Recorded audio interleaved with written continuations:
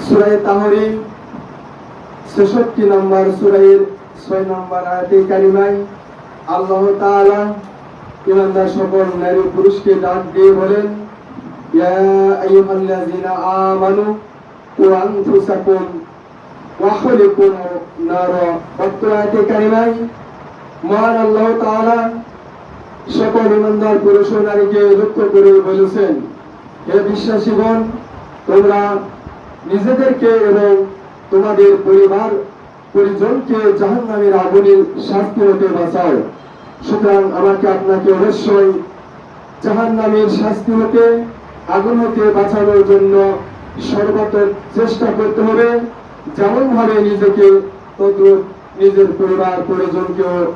এই জন্য আল্লাহ তাআলা বলছেন, হে ইমানদারগণ, বিশ্বাসীগণ, তোমরা তোমাদের পরিবার পরিজনকে জাহান্নামের আগুনের শাস্তি হতে বাঁচাও।